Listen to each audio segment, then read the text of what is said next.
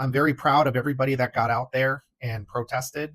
It seems like there's going to be backlash from the Trump regime, that they're like he's big mad that his birthday parade, which that's largely the purpose of that $46 million military parade, which is not it's not American to do that kind of thing.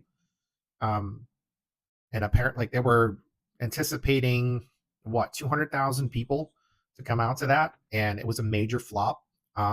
It was kind of a joke.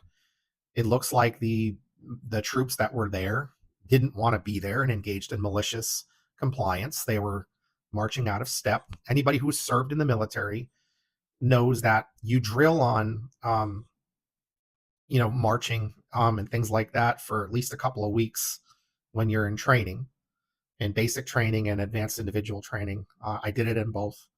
We learned to march, and you know how to self-correct. You know how to keep things tight.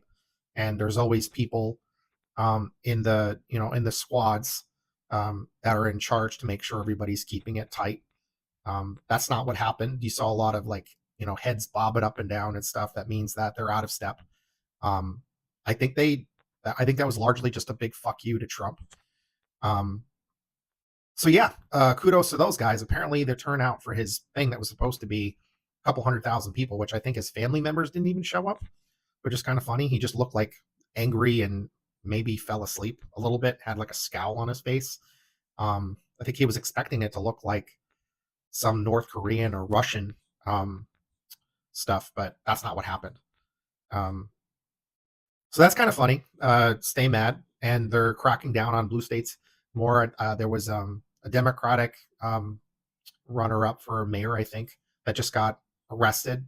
I believe he was just asking for a judicial warrant with some ICE activity, and they snagged him. So that's 3 Democratic politicians now. Their ICE is being sent to crack down even more, even though Trump, I think he was going to pause the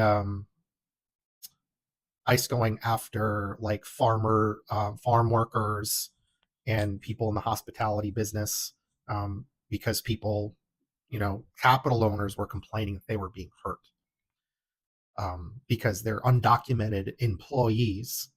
They're being affected by this, and some are just not showing up. It's funny how that works, right? Like, you have undocumented people getting snagged by ICE, being brutalized, many of which are actually in the process of doing what they're supposed to do legally. But our system is very racist. It's very bureaucratic. There's lots of